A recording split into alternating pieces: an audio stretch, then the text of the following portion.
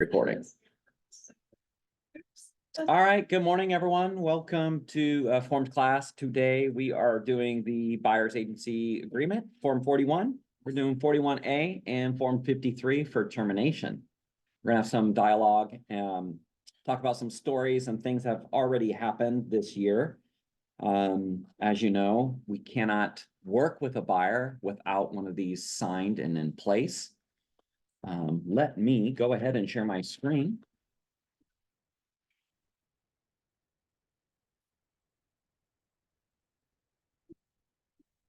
All right. So Form 41, I'm gonna hide this. All right, buyer brokerage service agreement. General comments. Use of this form. Use this form to represent the buyer as the buyer's agent to assume the duties in RCW 1886-50 and to address the brokerage services terms as required under RCW 1886-20 and 1886-80. Note, firms may choose to create their own buyer brokerage services agreement to more effectively can't even read yet. Differentiate their services, accommodate buyers' needs and interests, and better compete in the market. So we do have these forms. John Scott has made these. They've updated them many times. At the beginning of the year, they did release them. Is anybody using those compared to the Form 41s? Anybody? Some people really like that one better because of the explanation of everything that you do, even gives the visual. Anybody in Zoom world? Are you using the John Scott version? I know a couple people. Yeah. You are. Yeah. Are too. All right. Why do you love that one better? Is it easier to explain? I like it because it's more cleaner. It's easier to explain. It's pretty well organized, kind of, like you go down by line explaining to them. It's just simplified where a client can understand it better. Help me explain. I can explain it better and understand it better. Yeah. Yeah. That's kind of comments I use. Doesn't matter which one you guys use. I don't care. You just have to have one in place. By law, we can't pay you guys unless you have that. We've had one situation this year where unfortunately one of our brokers didn't get it signed. They just spaced about it, and it's one of these types of transactions that just happened really fast, and it was a very quick closing, and it closed, and they did not have one. And when we called them and said, you got to get it, you got to get one signed, we cannot pay you. We pretty much our only choice to avoid any type of future litigation, because it will be the easiest slam dunk lawsuit ever. If you do not fill these forms out correctly and you do not have them, completely ironclad, you're pretty much looking at not getting paid. We would have to return the funds is what we would have to do. So luckily, in the example I gave you of the story, the buyer was okay with it. They signed it after closing, which it's, that's not good. It's still something that could bite the broker later on, like we explained. I think we've been pretty diligent in talking about this for years. Before the change even happened, we did more classes, we did more training sessions. We had more people even switch back then to, hey, since this is gonna be the way it's gonna be, I'm gonna start implementing them now. And we had people like literally, even though since January 1, the law's gone to effect, or the law of actually practicing went into effect. The actual law itself passed in, I'm trying to think if it was it May or April, March, April, May, somewhere of last year is when they actually passed the law. So we knew it was gonna for sure happen. But it's just one of these things that we've got to, this is it. This is the way business is now. For people who are brand new, it's kind of like, oh, okay, well, this is what I do. This is what I do. I know change is hard for a lot of people, especially brokers. Whenever there's change, they tend to really kind of freak out about it more so than they really need to. So, statutory requirement to enter a buyer brokerage services agreement. So it's a statutory duty. On January 1st, 2024, significant revisions to the RCW 1886 took effect. The most significant change requires a broker who is the agent of the buyer to enter written brokerage service agreement with the buyer before or as soon as reasonably practical after its appointed broker commences rendering real estate brokerage services to or on behalf of the principal. The revised statute requires that the brokerage services agreement include certain provisions, which Form 41 contains. The statute provides that a broker may not receive compensation unless the brokerage services agreement includes the terms of compensation. See Legal Bulletin 224 for additional information.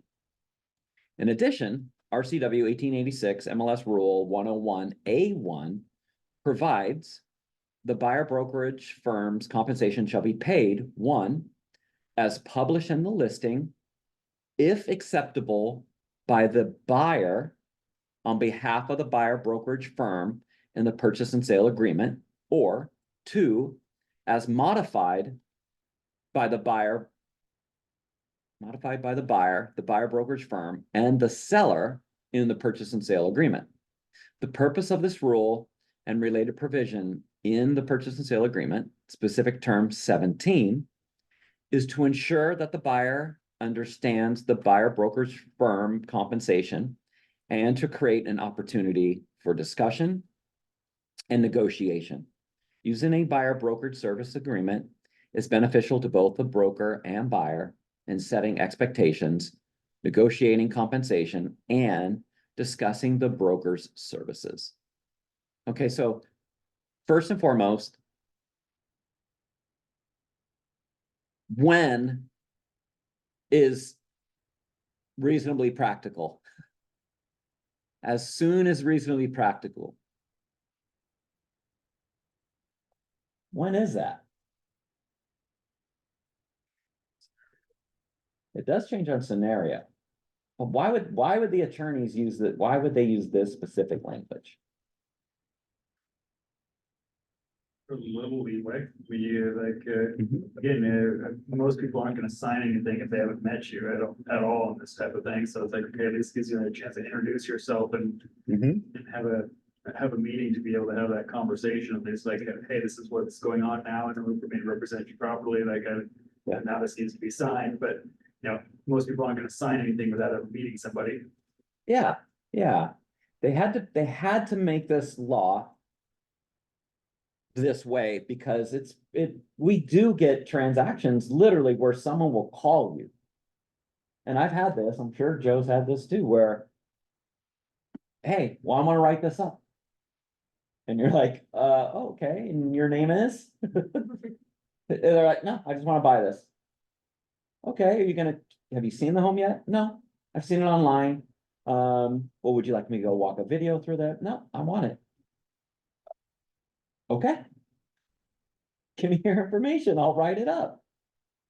Things happen like that. It does. It's not typical. Doesn't always happen that way. Maybe a little more rare, but it does definitely happen. Or literally, you'll meet someone at an open house. They'll walk in, they'll look around, they say they love it. I want to write it up. You did not meet them before those times, right? So that's why they had to put specific language like this to make sure that brokers are having dialogue as soon as they reasonably can, right? That, hey, buyer, the laws have changed in Washington. In order for me to actually represent you and to write a transaction, I have to have a buyer's agency agreement in place. And truly, it's all about providing real estate brokerage services. As soon as you're going to be providing real estate brokerage services, right? As soon as you are doing that, you have to have this contract signed. So what does this look like? A lot of people are like, they have a trouble with this. They're like, so that means I can go show them like 5 houses. And once we kind of understand that we want to work with each other, then I sign it? No, that's too late. Like, why is that wrong?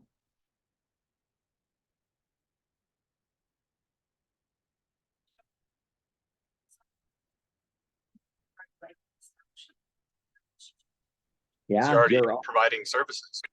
yeah, that's correct. Gavin. Yeah, you're already engaged in providing real estate brokerage services by showing properties. That is an actual agent. That's a duty, right? That's a service. So the law was never meant for brokers to hold an open house. A stranger walks in the front door and they say, stop, you can't come in unless you sign this contract. The law was not meant to do that. Because one, who is the person walking in the door, right? Or do they even have, maybe they have a broker already? Or how do you know that they want to work with you? And how do you even know you want to work with them? So the law was not meant for that. And there has been, according to the news, they did say there was a broker that was doing this. How embarrassing. I don't remember which firm it was, but some broker was like, oh, this is perfect. This is fish in a barrel. They'll walk in and every single person who comes in this open house will be my client for 90 days, 120 days, whatever the terms go to, and make it exclusive right away. So it's not meant for that at all.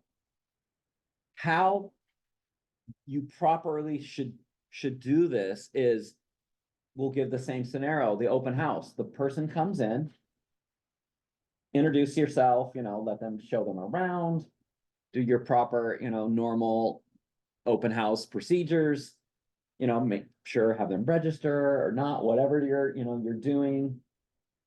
It's totally fine. But as soon as that person says, oh, hey, there's a house, the house on the corner that just came on, can you go show me that house too? I want to go see that house. You have met them at an open already. You cannot go and then provide real estate brokerage services at that point without a 41 or the JLS 41 signed. Because you have an opportunity where you get a time to actually meet and have dialogue about the law changes. At that point, what you would have to do is like, oh, Mr. and Mrs. Buyer, do you guys realize, the laws in Washington have changed? It's okay for me to allow people to come into this open house, but as soon as reasonably practical, I have to have a contract with you to provide actual broker services now that we've met. So it's at that point, as soon as you're doing anything else additional from the first moment of meeting, then it's time to get one signed. I think what's a better way is to say, trying to get an appointment with someone, and then at that time, set up your consultation. And then at the consultation is where you're going to go through the paperwork, present the buyer brokerage services agreement, and then get that signed so that you can sign them up, start sending them houses, start giving them market information, tell them that, you're going to be sending your off-market letters, any of those other types of things that you do, you can do it then once you have a contract signed. Any questions?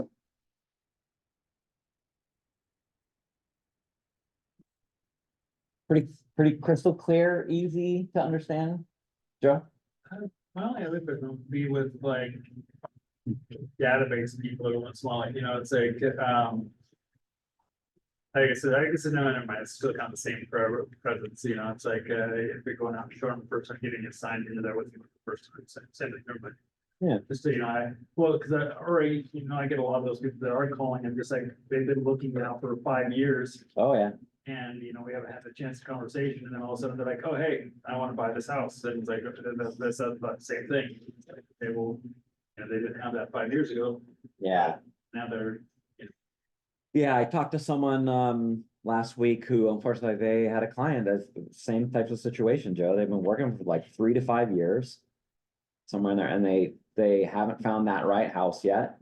Finally, something came up and they called them and said, they said, yeah, wow, this is perfect. This is let's set up a time to go see it. And our broker said, oh, perfect, not a problem. I got to get this signed first in order to go show it. Because, you know, they've been working together for years, Joe, off and on properties, you know, and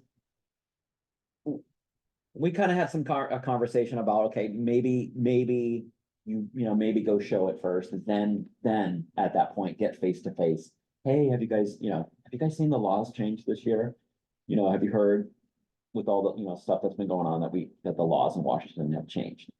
I think it's better to do that rather than in that situation, Joe, where it's someone you've already been working with and you haven't had a new sit down to have that dialogue. I would try to get face to face if at all possible. Because I think that, you know, for one, you haven't seen them for a while, maybe like this scenario I'm talking about, our broker hadn't shown anything since last year. So it's been a minute. And they just kind of threw it on them and they said, what, why, you've never had to do that before, was kind of their comment. So I don't know what, you know, what's happened since I'll have to find out, but you're right, like it feels kind of sticky. And it's not quite as fluid as that, you know, conversation probably should be. So I would try to get face to face and then have that dialogue, explain to them what's changed and why is it changed. All right. Let's see, Gavin, you want to read C? Hey, sorry, Eric, I'm driving at the moment. Uh-oh. Yeah, don't do that. Let's see. Jonathan, can you read that? I don't know if you're driving. I'm also driving right now. Yeah. Let's see. We'll do Evelyn.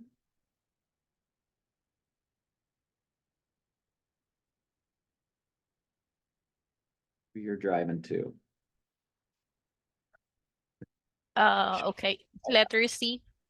Yep. Limited dual agency, written brokerage services agreement and consents. To be a limited dual agent, RCW 1886020 requires that the broker have a written agreement with the buyer, a separate written agreement with the seller, and the buyer and the seller both consent to limited dual agency. See Legal Bulletin 224 for additional information. For limited dual agency, be sure that in addition to using buyer brokerage services agreement, your firm also has a listing agreement. Example, Form 1A or 1B, with the seller that contains the required consents, acknowledgement, and disclosures. To meet the statutory consent requirements to act as a limited dual agent, the appointed broker must have a separately initialized consent from both the seller and the buyer. The buyer and seller must also consent to any supervising broker acting as a limited dual agent. However, that consent does not need to be separately initialized.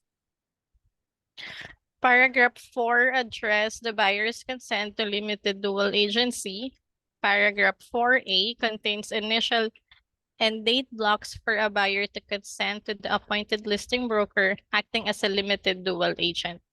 If the buyer does not wish to consent to the appointed buyer broker acting as a limited dual agent, the buyer should not initial or date this blank. Paragraph 4B contains the buyer's consent to any supervising broker who also supervises a broker who represents a seller acting as a limited dual agent. Yeah, so in order to be able to do limited dual agency, there's some elements that have to take place. First and foremost, you have to already have your 1A. You'll never sign a 1B. I always want to make sure and reference that, 1A is awesome, 1B is bad. Do not ever use a 1B. We don't even do that form for forms class because what it is, it's a non-exclusive agency agreement for a listing. That means a seller could list the property with you, and all of a sudden the seller's like, oh, my neighbor wants to buy it. Thanks a lot for, putting all the photos together and making the place look good. Now my neighbor's buying it from me, so, thanks for listing it. Bye. And sells directly to them. And you're not owed anything. With a 1A, if that same scenario happened, the neighbor wants to buy it, you're getting paid no matter what. So just never use the B. But you have a 1A in place, right? So you already have the listing agreement signed. The limited dual agency, now you have to always have the 41 to be representing the buyer, right? But if you're going to be doing limited dual agency, the buyer must initial here. And on the 1A, the seller has to initial in that spot. We have to have all sets of initials and signatures on both forms in order to be able to do it.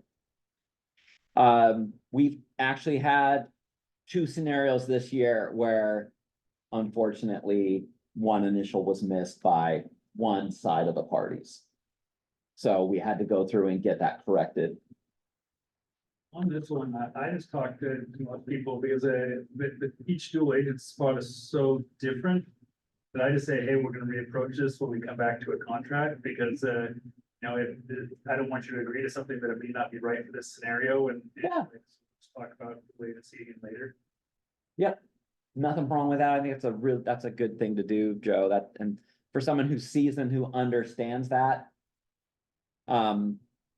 definitely I've got no problem with that. But if you don't quite understand it, I would say you probably should get it initialed so that later we could have dialogue to kind of help through that, to explain it. Because sometimes brokers aren't explaining it very well and they're glazing over it and just having, or having the clients miss it and then they're getting into a deal. And then it's like, now you got to go back and get amendments to each of those to get initials, which 1A has an 18 to amend the listing to initial for this section. And then we're going to go over the 41A after this to amend your buyer's agency agreement to then get the initials for the limited dual agency also. So good, that's a good plan. But I will say this, if you're doing an off-market deal, either a seller represented sale or a buyer represented sale and it's off market, it is not listed, do not do limited dual agency. Not at all. You can't.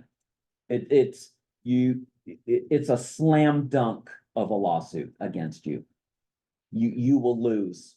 One of our sister offices is dealing with something like that after one of our designated brokers who was helping over at another office for a while.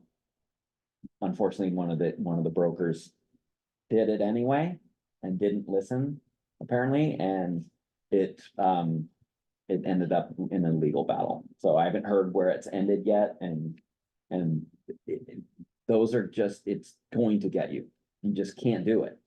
It's like putting a big target on your back, and even if you don't quite do anything wrong, it's like in this situation, it's like, well, it's not really that bad of a thing, but either party can just point the finger at you and any attorney and a judge is going to be like, oh yeah, well, you played both sides.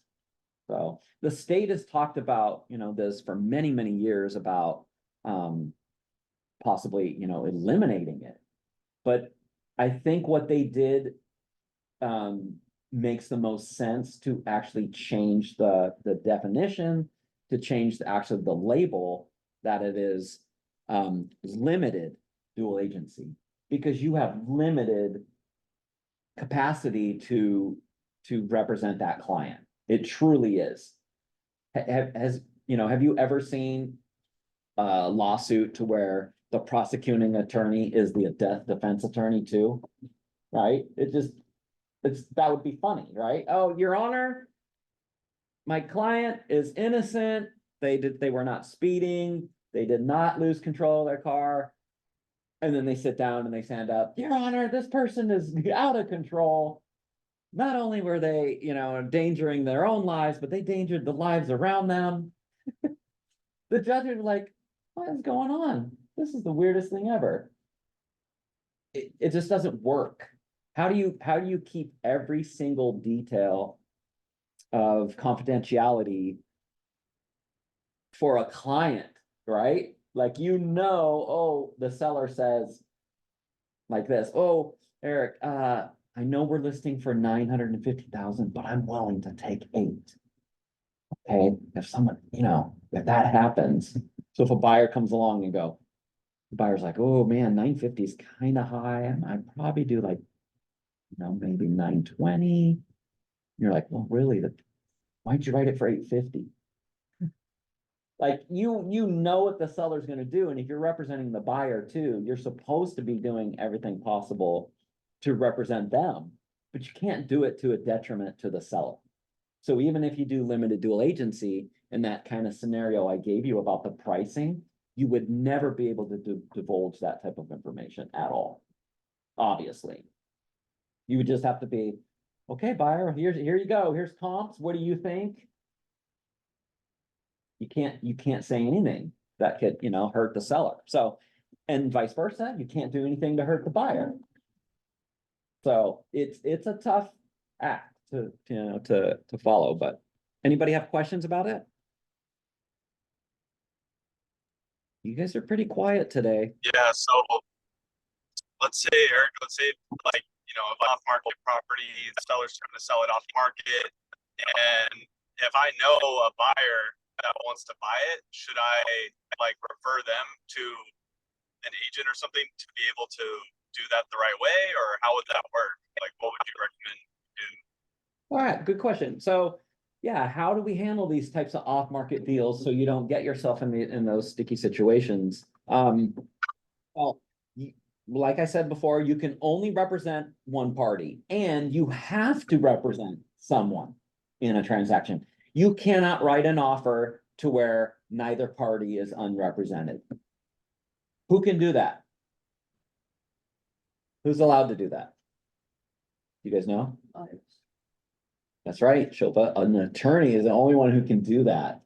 You cannot do that. For one, not only would you be breaking the law, but you also would have no errors and omissions insurance. Your E&O insurance, there's no compensation, there's no representation.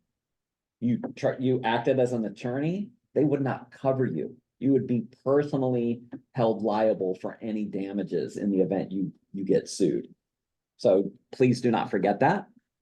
In that type of scenario, Gavin, what you would do is whoever you know more, let's say you know this seller, or do you really know the buyer better?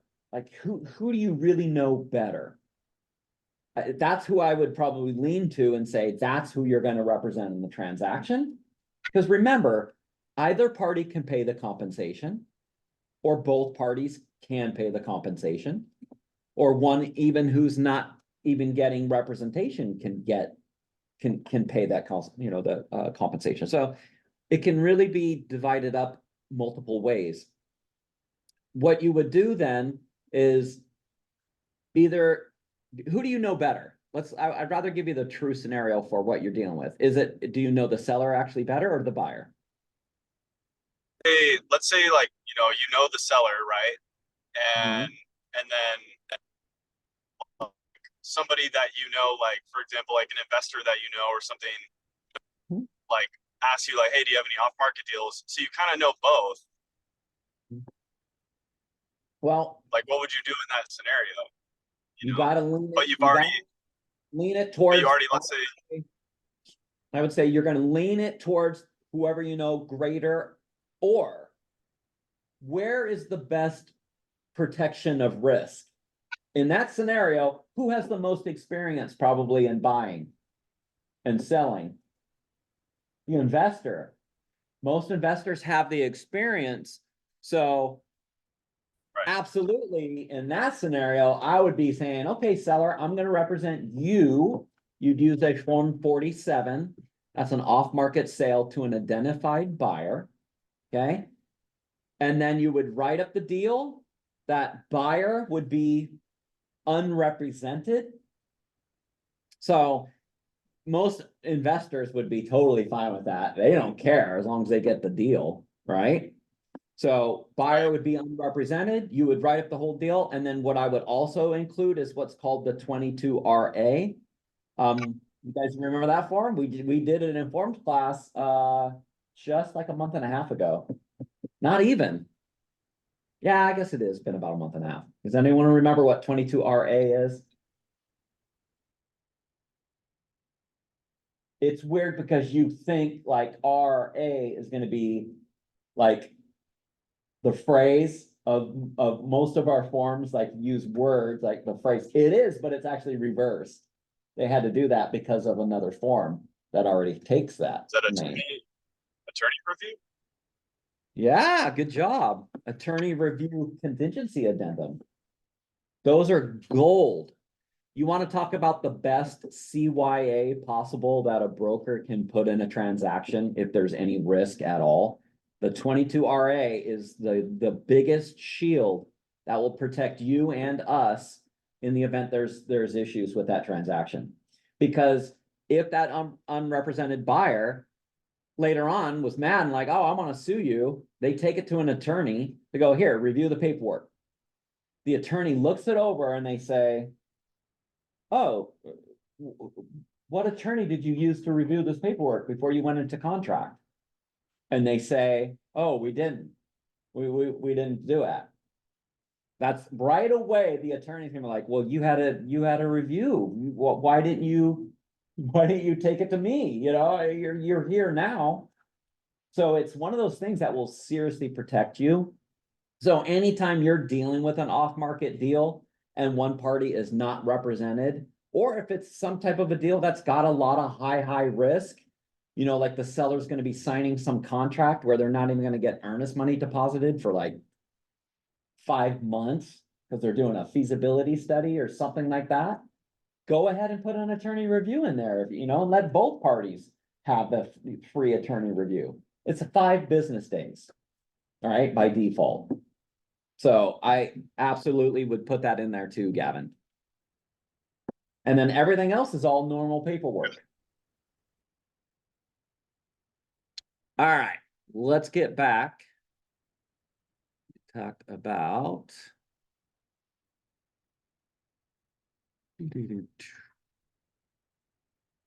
Oh, wait.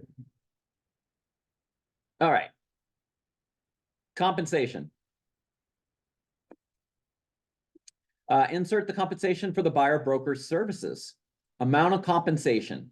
In paragraph 5, the firm and the buyer must agree upon the compensation for the buyer brokerage services.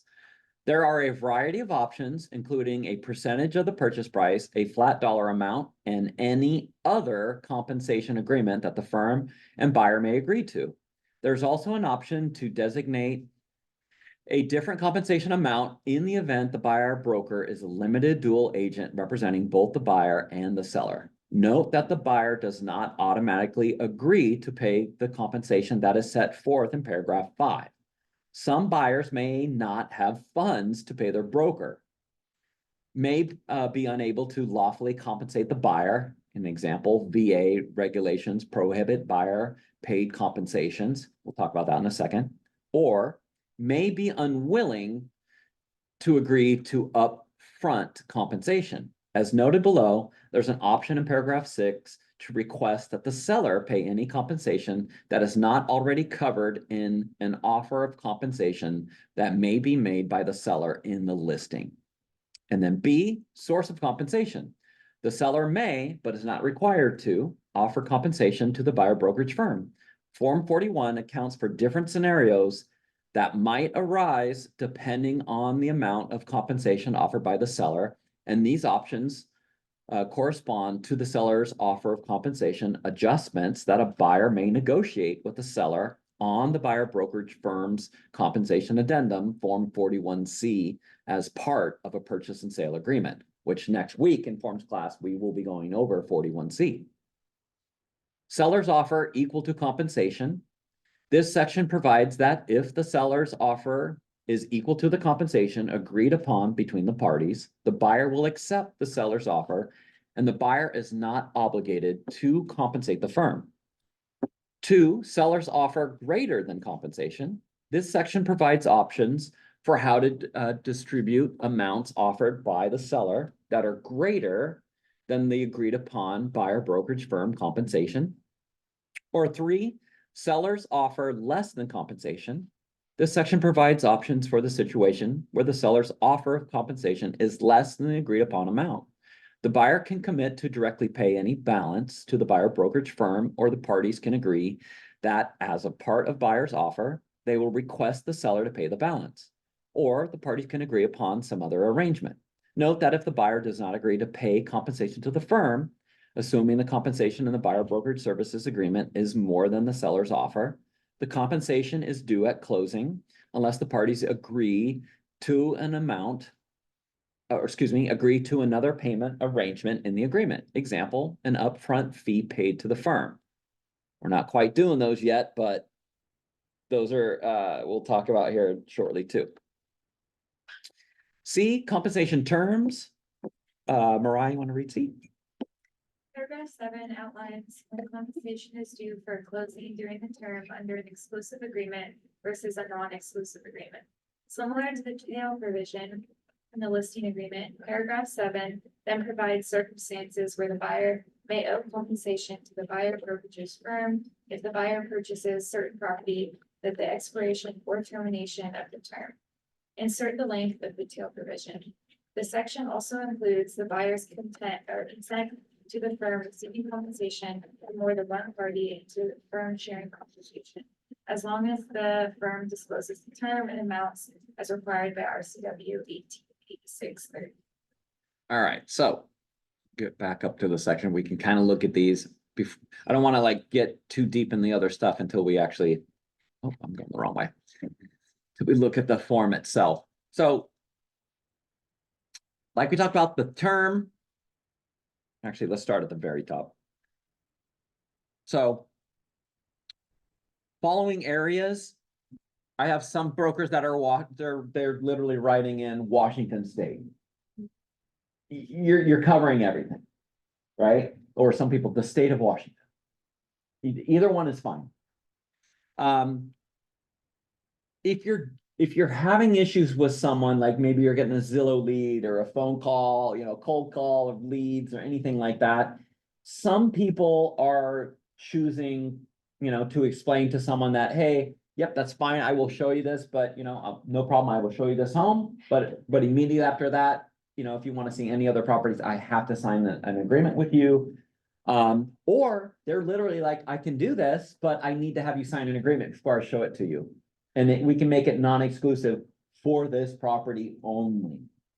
So you can do that. And it's funny, one of our brokers actually had a situation where they were texting back and forth with the lead and said, yeah, not a problem, I can show you the house, but I will, please know that I will have you sign an exclusive, buyer brokerage services agreement, to see the property.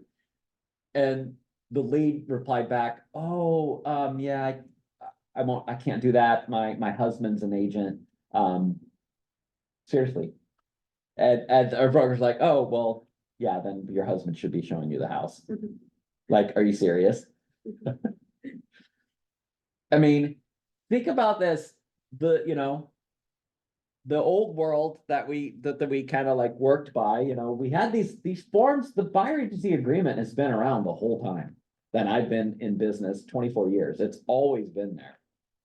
No one just really used them. And it's funny that, now that we've been in this, we've been doing this for over 6 months. And it's really become second nature, I believe, just because we've been training on this for so long. But it's just so funny that, what would the situation be if with the broker literally, they probably would have gone and shown that house. And then showed up and like, oh, great, yeah, well, let me call my husband, who's my agent, who's gonna probably write this up. So they probably would have, completely wasted their time. Right? If business practice hadn't changed. Yeah, but not always. I mean, I've worked a lot of leads that had, other agents or family members or agents or whatever, and then you show up and then they talk to you and you're a professional and they're like, oh. Yeah, like, I'll write it up with you. Yeah. Get that done. Oh, of course. It's a mixed bag in that, but, that's why I've always showed up, like, again, if they don't know you, so why are they gonna tell you the truth anyway? It's normally up front. Maybe, yeah. But now that you met them, then you get an agreement signed anyway, Yeah, 'cause there's a lot of them right now. Like, Yeah. I mean, like, they have the conversation, they're like, oh, no, I've got somebody else. That's okay, more power to you. Yeah. Yeah, I mean, you're gonna have those situations where people are definitely gonna say that. And it's up to you, however you wanna run your business. Totally fine. You just have to get the agreement signed upon meeting, at least you get that one chance. One chance. All right, so areas, term. 60 is kind of short. Actually, with it, really quick, like on that, on the listing side, Mhm. yeah, I call like, and I showed it this weekend, I didn't care because I want to get the house sold, but they just like, well, my agent and their team, nobody's responding, and I gotta, I wanna see this house, and you wanna go through that process. Yeah. I mean, you've seen on some listings, okay, hey, well, it's 1% if you don't show the house or something like that, I mean. In there, does the listing agent have any power? Does the seller have any power, any of that, or, upfront? In the situation, if you put in the commission, how it says, what's the C word, bad. Compensation, when you put the compensation amount, there's a compensation remark. In that box, you could put a star and put buyer broker must show property, and I'll check up on the rule to make sure that is still in play ever since the forms changes have happened. I'm pretty positive that's still a set rule you can implement, because new construction can sure do that still. So I don't see how they, how they prohibit us from doing that too. But you can do that it would be reduced to 1% or whatever, I'm pretty sure you can still do that, Joe. I'll check up to verify it, but yeah, you can do that. Term, what are you guys typically putting in here? I hear a lot of people put 120 days or 80, 90. What's a good number? What are you writing in yours? Just 60? Depends on the person. Yeah, Depends on the person. Yeah. Yeah. Anybody putting screws down and putting like 365 whole year? What's the longest you can put in here? Signal.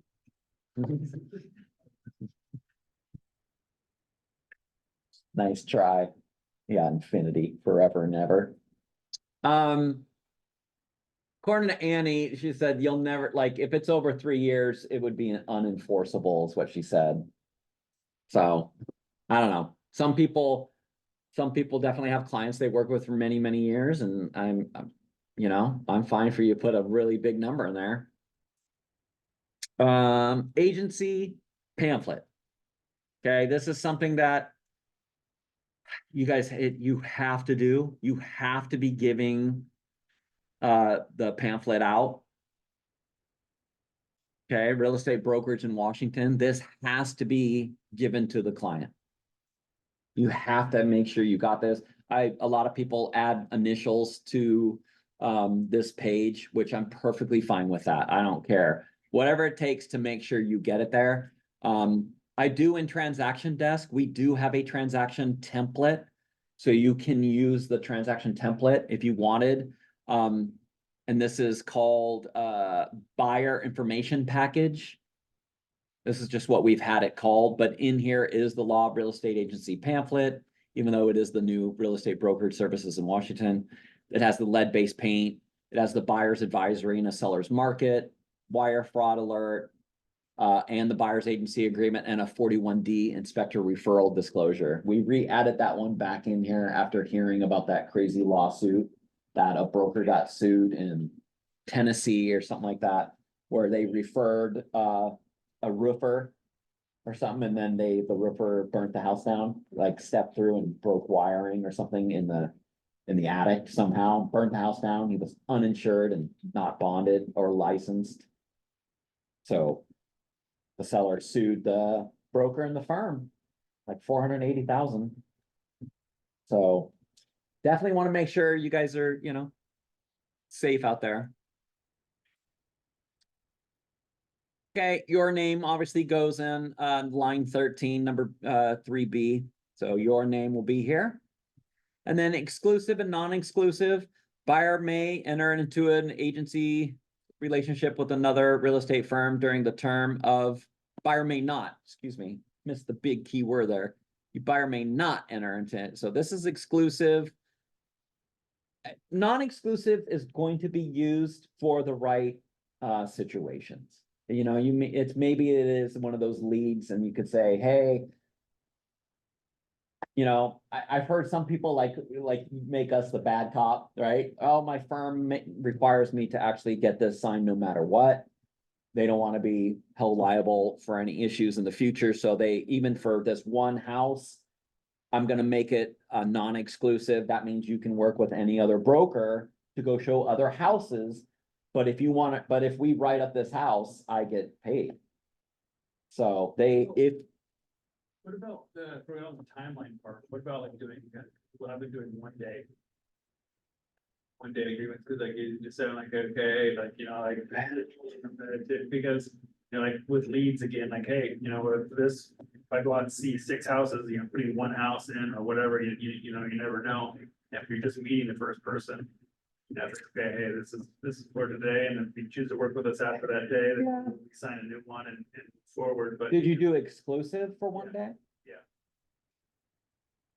You can. I think I might want to extend that a little bit, maybe 5 day, 7 day. Might be a little better coverage, because if someone's interested in the house, typically you're going to be writing it up probably soon.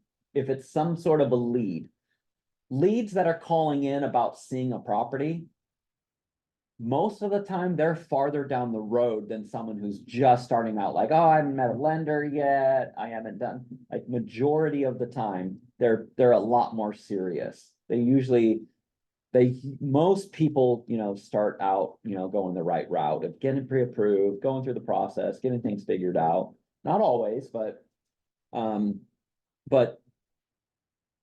I mean, people who are going to open houses, we know for sure that they're definitely down the road a lot farther. That's why we usually, tell everyone that you definitely should be doing open houses, because you're going to meet clients, because it's one of the fastest ways to get to doing more business.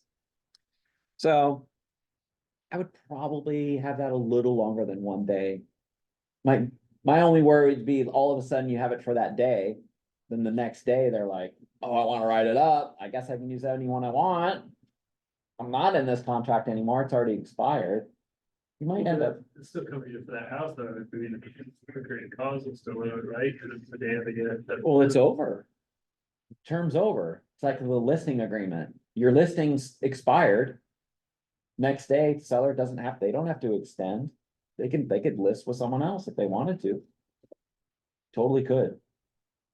I would just go a little bit longer. We already discussed about limited dual agency. You need initials. All right, compensation. Here's the section we needed to really touch on. Okay, so Buyer acknowledges that there are no standard compensation rates and the compensation in this agreement is fully negotiable and not set by law. Compensation for buyer brokerage firms services, the compensation shall be. So here is your option to put a percentage of the purchase price, a flat dollar amount, or other. Whatever you're charging is what you put in this box. I know some people, they say, I'm okay getting this percentage at least, right? And if, as long as the listing, if a seller's, willing to offer this percentage amount, I will go ahead and accept that and not have to, charge you anything. But if it's above the amount, then I want that paid to the firm. You guys understand what I'm saying? So you would put that amount that you're at least willing to get. You could put it here, cross these off. Okay. And then you would go down here and say, if a seller's offer greater than compensation, if seller's offer is greater than compensation, buyer shall accept seller's offer and buyer shall not be obligated to separately pay firm. The amount of the seller's offer that is greater than the compensation shall be, and you can mark paid to firm. So if you did that scenario, if you said, I want to make at least, $5, if it's going to be at least $5, I'm willing to take $5, right?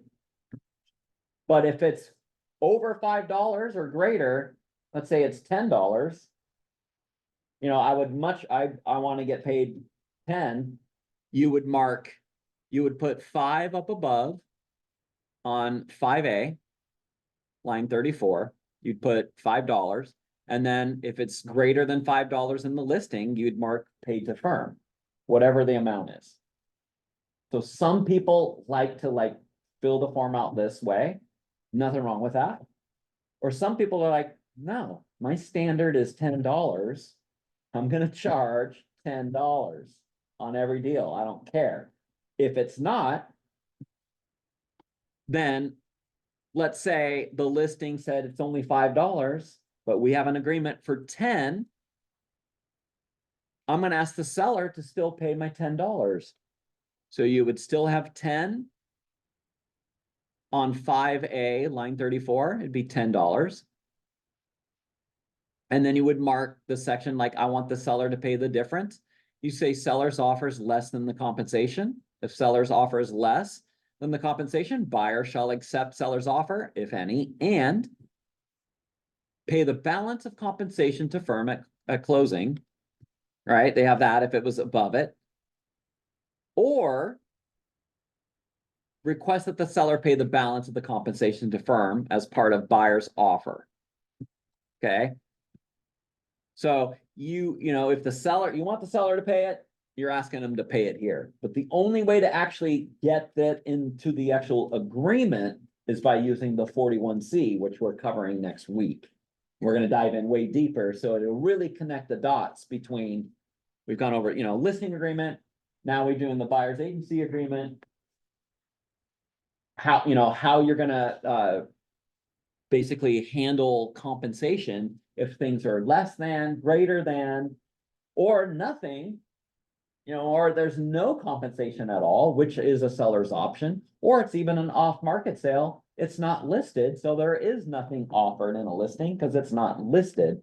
So we'll be able to handle all those scenarios next week.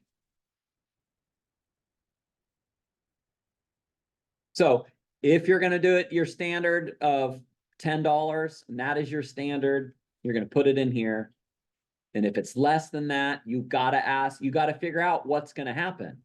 You could ask the seller to pay it, or buyer's going to accept whatever seller's giving and they'll pay the difference at closing. If buyer pays any compensation at all, you have to send to escrow a different demand. So we have the form 40, which is the compensation seller paid, right? Form. That's our old school Form 40 that we have always filled out. Or now there's the 40 A. So 40A is now the buyer's compensation paid. So that's the demand for buyer to pay it. So if you have both the seller and the buyer paying you, you need the 40 and a 40A to get sent to escrow. Because money's coming from both parties for compensation. So we'll get to those later on down the line, probably in about 2 months or so, by the time we hit the Form 40s. Questions? This is usually the part where most people have trouble with the forms, is like, how do we handle the compensation?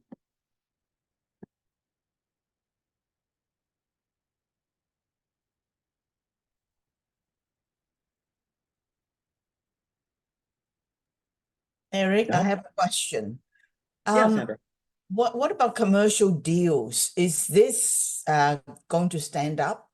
You know, if a client of mine wants to buy something commercial and I ask her to sign a buyer's broker services agreement, is it, So, does it work the same way in commercial? with commercial, it is a different animal. There's definitely different things. In a lot of commercial transactions, buyers do pay compensation. That's way more common. Way more common. You still, our attorney has already said, like, you get one signed.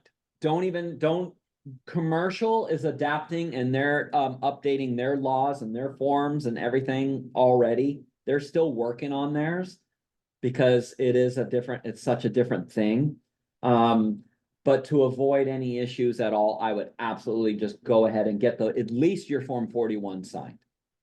Okay. Get the Form 41 signed, and, figure out what you're gonna charge the buyer for, for commercial. And you can do at least an amount that is a little bit, if the seller is willing to offer some, because in SEBA forms that they have the compensation built right into the forms. It says seller's willing to agree pay X. So when they get an offer, you can negotiate that, but for the law, to avoid any issues, I wouldn't risk it. I would just get the 41 signed. You might as well. Commercials, they're gonna get all their stuff ironed out, I know, probably by this end of the year of what they has said, so you might as well. Thank you. All right. Compensation is due. Right, here's the terms. Except as otherwise agreed herein, when buyer purchases real property located in the area during the term. So the term's got to be good. What are the elements for the term? There's actually 3. One of them's kind of tricky. First term is the very top of the contract. What did we first fill in? Do you remember? Well, say it louder. Area. So area is the first term. What's the second? Yep, duration. How long is the contract good for? And what's the third? Huh? Well, third's actually limited to wait and see if fill out. Low, well, close. Can be. How much percentage of competition? Why? It's a little tricky. I'll give it to you for the sake of time. The tail provision. Your tail provision is one other element that can cover you. But in a non-exclusive, you're not winning that one. I'm just telling you right now. Non-exclusive, like, you might as well just forget it. Corporate is not gonna get their attorneys to sick on a buyer, like, oh, you had a non-exclusive, you went and showed them the house, you didn't write it. And your term's up. Oh, but I found this property for the buyer. Well, that's what the tail provision, when I was saying on the one day, the tail provisions, if you have a tail provision on there, that's like, hey, for the next 60 days. Yeah. That this house is covered, So this is something though, but remember. Here, let's jump to the tail provision. Oops.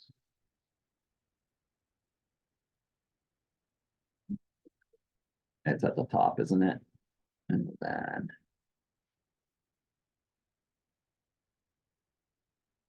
Pretty boring listing, isn't it? oh, you know what though? Wait a minute. No.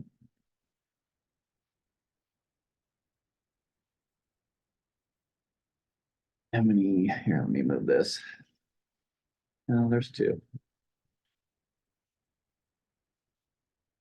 Current outlines that when compensation is due for closing the term agreement versus a non-exclusive agreement, similar to the tail provision. Oh, it's just similar to the tail. So when is compensation due for a closing? During the term under exclusive agreement versus non-exclusive, similar to the tail provision in the listing. Paragraph 7 then provides circumstances where the buyer may owe compensation to buyer brokerage firm if the buyer purchases certain property after the expiration or termination of the term. Insert the length of the tail provision. The section also includes buyer's consent. So paragraph 7. Hold on, am I in?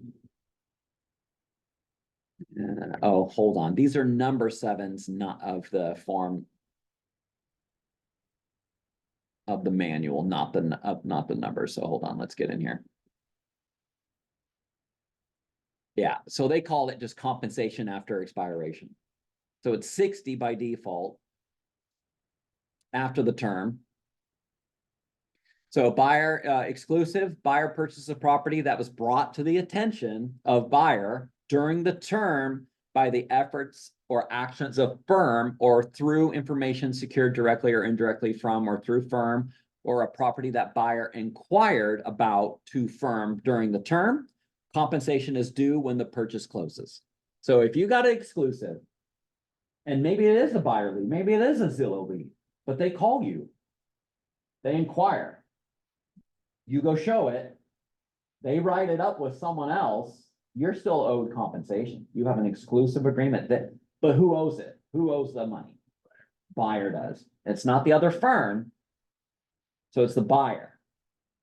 Now, non-exclusive. Okay. Non-exclusive. Buyer purchases a property for which buyer brokerage firm presented a written offer to seller on behalf of buyer during the term. Compensation is due when the purchase closes. Provide that in either event, if buyer or the seller pays compensation to another real estate firm representing the buyer in conjunction with such a sale, the amount of compensation payable to the firm shall be reduced by the amount paid to such other firms. So if it's non-exclusive and the buyer purchases the property for which buyer brokerage firm presented a written offer, so you still have to be the one that writes up that offer. If you don't write up an offer and it's non-exclusive, are you getting paid anything? No. You're not owed compensation. Even if the buyer, if you're like, hey, this house over here, this is perfect for you guys. It fits every single item on your list. Let's go show it. You got your non-exclusive agreement signed. And the buyer's like, whoa, yeah, no, I've never even seen this house. I didn't see it come up on my, even my listing alerts. You go show it. They love it. Go back, you go show it 3 times. They're like, yeah, this is it. We love it. All of a sudden they ghost you. They ghost you, you hear nothing. And then they wrote it up with someone else. You're not owing anything unless it's an exclusive agency agreement. And that in that situation, if it was exclusive, you would still be owed compensation from the buyer. We have had a situation where that happened. We had a broker who found a property that fit perfectly. They had an exclusive agreement. So what we did, as soon as we found out they wrote it with someone else, we sent we had our broker fill out a form 40, send a demand for the compensation for the listing. We found out which escrow was holding it because they had lost on another deal and they had escrow or the deal fell apart. same broker, right? That, so they knew what the escrow company was, and they knew what the escrow, it was the same company from the previous listing, so they knew exactly like who had the file and everything, so we told them like, okay, let's just send a demand and see what happens. It was crazy because that broker who wrote it up said, oh yeah, write it up with me and I'll give you 1% of the money back. That's what they said, but we had an exclusive, so we said, well, okay, well, the buyer, here, we showed this house twice to them and they wrote it up with someone else only because they said they're gonna give money back, but we said, that's okay, buyer can pay it. We'll wait. They ended up, the buyer broker called our broker to negotiate a settlement. That's happened a few times, actually. So these situations can get kind of sticky when buyers don't quite understand what they've signed and agreed to. Because the buyer was upset. They were mad. They're like, you're holding up my deal. And like, yeah, well, I found this house for you. I showed it to you multiple times. Our broker too, had to delay their kid's birthday party to go show it again. That was one of the pieces that kind of got our broker so upset. Like, I changed my plans and everything for this person. And then they go and did this. So stuff like that can get kind of sticky. All right.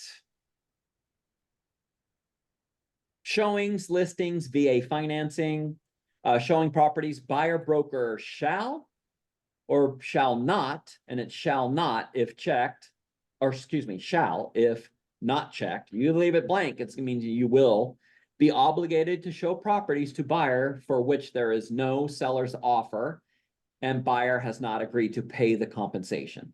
So if there's no compensation or that compensation, right, is less than the buyer's amount and the buyer hasn't agreed to pay the difference, then you can either show those or make it to where you're not showing those. So have the dialogue with the buyer. If, do you want me to show you properties have zero compensation? They say, no, I don't want to be owed compensation at all. I don't have any money to pay. I barely got my down payment and my closing costs because of how high interest rates are.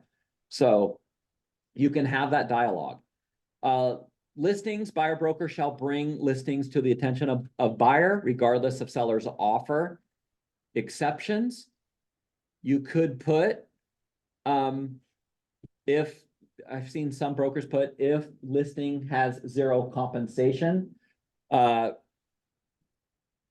broker will not show buyer. You could write that if you wanted to.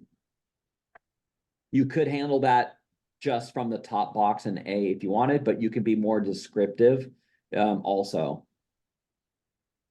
VA financing, due to VA regulations, if buyers obtaining VA financing, the compensation must be paid by the seller.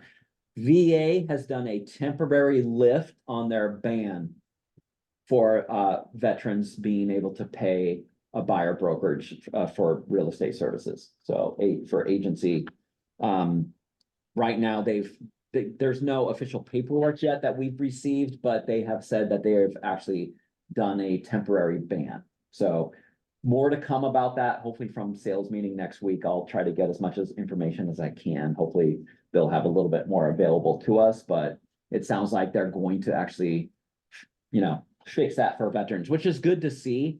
I know some people were definitely utilizing that to explain to sellers on if you're gonna offer zero compensation, you can do that. You pretty much are eliminating VA, veterans. You're telling, basically not a single veteran can buy your property or even maybe come see it.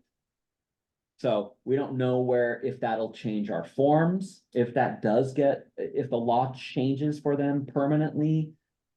My guess is maybe they will update that. I'm not sure. We'll just have to wait and see what happens. No warranties or representations. Firm makes no warranties or representations regarding the value or the suitability of any property.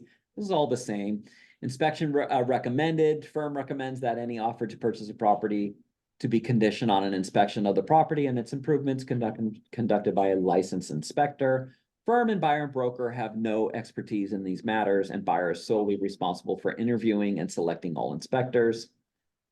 No distressed home, conveyance, distressed properties, right? That's that, law in which if it's a short sale or a distressed home, that the distressed seller's not staying in the home. Fair housing, it's all the same. Attorney's fees in the event either party goes to sue each other, that each party will be responsible for their own fees. And then you got an other little mini form 34 to write something in if you needed to. And then get signatures, information, your license numbers. If you use transaction desk, all of this will be filled in automated for you. All right, let's quickly jump over to the 41A. 41A is the amendment to the buyer's brokerage services agreement. So if you need to amend that buyer brokerage agreement that you originally have, this is what you're going to use to actually do so. Use of the form, use this form for amending, extending, or adding to the buyer brokerage services agreement. Assistance in filling in the blank, obviously the date in which you wrote the agreement of your 41. 2, buyer brokerage firm, insert the name of the firm. Buyer, insert the full name of the buyers as it appears in the buyer brokerage services agreement. Term extension, this is section 4. If this amendment is to extend the buyer brokerage services agreement, check this box, insert the extended term of period. This is the one that where, like if you're extending it, you're gonna put, oops. Right here, just extending how many more days. So there's the extension. Is it exclusive or non-exclusive? If you're changing it, maybe you signed around it, a non-exclusive, well, now you're making it exclusive. I think that's something that you definitely should do if you start, working with a buyer, you start out as non-exclusive. I think the name of the game is to get that buyer into an exclusive agreement at a later date. You definitely should end up changing that because you could be in one of the situations like I told you about where you find this house, you show them, they had no idea about that listing, you brought it to their attention. So, it's definitely going to protect you way more. And that's if they go write it with someone else, you're protected then. But if it's non-exclusive, you're still not. Show them. Like that's attention and then change it. If you change to exclusive, then yeah, you're protected. Yeah, you are protected. You amended your original agreement. You've enforced it to be an exclusive. Yeah, and then at that point, that previous house you would be protected. Yeah. Good question. Okay, agency and co-buyer broker. This is a really important one. So firm appoints a co-buyer broker to represent buyer with buyer broker. This amendment creates an agency relationship with co-buyer broker and any of firm's managing brokers who supervise co-buyer broker, supervising broker. No other brokers affiliated with the firm are agents of buyer. So this is a thing that you definitely gonna be, if you're on a team, you definitely are gonna be utilizing this 41A to do this. Some team members have their main team lead be the person who is on the buyer brokerage firm agreement on the 41, and then anybody who's a buyer broker is typically being added with this form. So it's typically your name, or it's even multiple names. What about if we do it on the other section, on the 41? That's fine. Yeah, if you're doing it from the very beginning, absolutely. This is when you're adding someone to it. If they're gonna be there from the very beginning, 100%, Joe, you basically copy number 3. You're gonna use that whole thing, put it into 3. My only other one thing to bring up that I heard rumblings about TCs. Should that be added on there? Licensed TCs, licensed assistants, team members. Right now, as the law sits there, and this is probably going to be amended in the future. It probably will. We haven't got official word yet from the Department of Licensing and our state attorney. But as it sits right now, you do not have to add them unless you had an authority agreement in place. If you had an authority agreement, in which our company had these, and actually when corporate bought Kent North and Renton, we were supposed to execute that paperwork also. We were overloaded with all the other paperwork we had to do in the beginning, so we actually said no to this. So we do not have those in place, but some firms do, because you're supposed to. You're supposed to do it. So it's going to happen. We just don't know, officially when. We'll probably find out when Annie comes this summer to teach our class. We'll probably hear more from them. But yeah, stay tuned. As of right now, we're not enforcing it because we don't have those authority agreements in place, but yeah, stay tuned. It'll be happening, I'm sure. It's just we're trying to put complete transparency in the transaction. People are involved if they're licensed and they are actually representing the client. They're communicating with the client, they're negotiating, they're filling out addendums, they're showing properties. They're actually doing real estate brokerage services. They should be added as a co-buyer broker. Limited dual agent, same thing. Maybe in the beginning, you didn't have them signed the limited dual agency. You didn't initial it. You weren't even gonna do it. Well, now you're probably gonna do it. You have to amend it. The 1A has to have the seller's initials. The Form 41 has to have buyer's initials. You don't have it, you gotta have 41A and then amend your 41. So that's what that's for.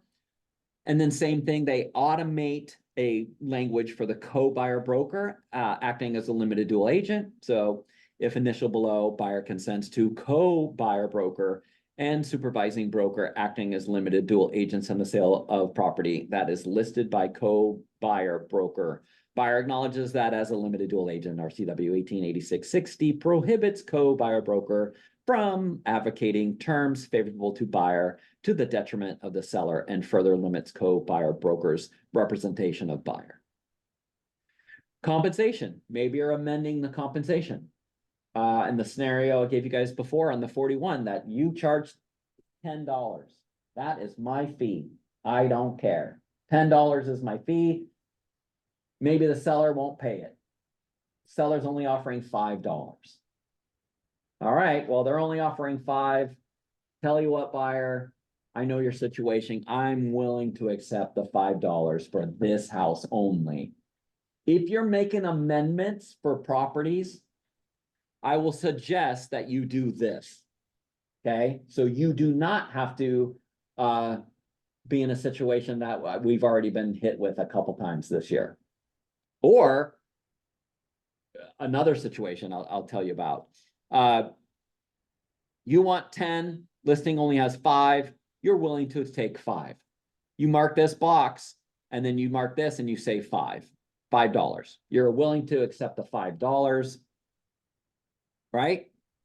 You move forward. Uh-oh, that deal falls apart. All of a sudden you're showing more houses to the buyer, you write up another house. That house offers $15. How much are you owed now? Depends on what's on the first one. You're owed $5. You get $5 because you amended your agreement. Now, what's more important is what did you have filled in on the other form? On the 41, right? Now, if you had it as paid anything greater than, you're still safe. You're going to get the $15. But if you did not have this marked, if you do not have the 6B, number 1, the first box paid to firm, if that is not marked, you now can only receive the $5 and you guys are going to have to figure out or amend it again to figure out what's going to happen with the remaining balance. Unfortunately, we have a situation just like that happened. Well, our broker amended it. It was way more. The buyer understood the form and actually said, hey, I talked to my lender and I found out that I can use the $10 towards my closing costs. So I want to get that form amended to where I get credited that. what do you do? Now the buyer's making more than you did in the deal. So please, please, please, if you're going to be amending your compensation, like the situation I just told you about, please make sure you amend it. Okay?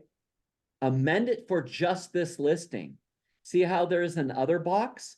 You will put right here, $5 for address of that property only. So now you've got an amendment that's going to protect you from the original amendment that in the event that that deal dies, now you still get $10. But if you still don't have that box marked to paid to firm for anything above greater than what you're getting paid, if you do not have that box marked and it's $15 and you have 10, you're still in that same situation. And what happens to the $5 additional? You need to make sure that is figured out from the onset. You can't. You can, but what's that conversation look like? Hey, buyer, I know we agreed to $5. This one pays 15. What do you want to do? Because who it says, remember when we read in the beginning of the form, it's for the buyer to negotiate. So this is the reason why a lot of brokers, when they understand that, they say, oh no, I'm not going to put a lower amount in here. And I would much rather have it at the highest amount of what I know that I charge. This is what I charge. I charge $10. I'm not going to accept less than $10. If it is lower, then I will negotiate for you. Or we will amend it for just the listing. So just be very, very careful. This is really going to make a difference in what you do and how much you make. One other key point. If you're going to be taking a vacation and you actually have to leave town and you're going to have someone show houses for you for a week, you need to get this signed. You got to have that buyer or broker, right? The one who's going to be showing for you. You're going to have to put them on the 41A. And same thing, do it for a term. Agency and co-buyer broker firm appoints, put the person who's covering your business, okay? And then scroll down to the other box. This is like your mini form 34 and put co-buyer broker term shall be and put the date range only. So then they are only a co-buyer broker for that term. Then they're not through the entire transaction. We've had a couple of people actually do this. They leave on vacation, they added them. And we had one of our brokers go, hey, the deal closed. Our broker only put their name on there. I'm supposed to have my name as a co-broker, isn't that correct? And I'm like, yeah, that's correct. You had agency, you represented them. Your agreement was a full term. It amended the full length of the term. They closed on the deal. So that's also something else we have not had dialogue about. So I know team members, that stuff's totally different.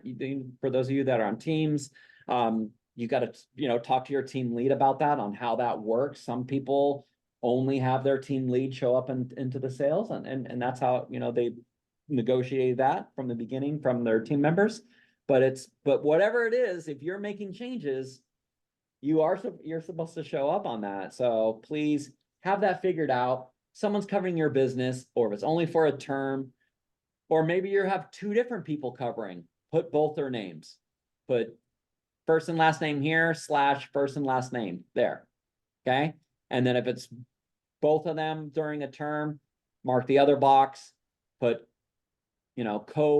co-buyer broker, shall only, or date range is only for this, date range only. So that way it's completely described in the transaction. All right, that is our Form 41 and our Form 41A for amendments. Last but not least, we got to talk about this termination of buyer brokerage services agreement. In the event buyer wants out of the deal, okay, you're gonna use a Form 53. This must be filled out. This is the date in which it was written. Compensation after expiration, notwithstanding the foregoing, the compensation after expiration provision in the agreement shall continue to be effective as provided for in the agreement. The date of the expiration of the term of the agreement shall be the date that this termination of buyer brokerage services agreement is mutually accepted by firm and buyer. So you're terminating it. If you have an exclusive agreement, you go show that house or you bring that house to attention to the buyer. All of a sudden the buyer wants to terminate it and they write it up with someone else. You could, if it's exclusive, you could still ask for the buyer that it's owed. Because that still protects. Non-exclusive, done. You didn't write it up. It's going to be no matter what, if you did not write up that house, even with exclusive, if it's terminated, it's going to be very, very hard for us to win that one. It's our attorney has already talked on this, that, hey, if they're terminating it, you're agreeing, you're signing it, it's going to be very hard to get that to be ironclad. Just know this, if you have a buyer who comes to you and you met them at an open house and they say, yeah, we're in an agreement. Oh, is it exclusive or non-exclusive? I don't know. Like, well, if it's exclusive, I cannot help you. If it's non-exclusive, I can still help you. You're gonna have the buyer figure that out. If they say, oh, it's exclusive, but we want to work with you,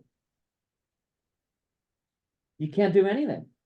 Say, sorry, until that agreement is either over or, is the exclusive agreement for the terms? What did we say about the terms, the elements for the contract? Is it for the area? Is it for just a county? Is it just for a city? We've had some people put a zip code on this. If it is outside of the terms, right? You could still actually work with them, even if it's exclusive. So you've got to make sure that those elements are in there. So maybe you can ask them, say, those questions. Oh, for what area? How long? Exclusive, non-exclusive. If you understand that, and then, you could actually, I would say, can I see a copy? You want to make sure you're not violating that, right? But if they want to terminate with their other buyer broker, they can't, they can't unless they get this signed. They got to sign this. The old school way of sending an email, yeah, we're terminating it. That doesn't work. That doesn't get them out anymore. Okay. Got to have this Form 53 signed. You cannot provide this to them. Do not do that. That's the same. You can get in trouble just like interfering with a listing. If you get caught interfering with a buyer brokerage firm agreement, you can be fined. And it's expensive.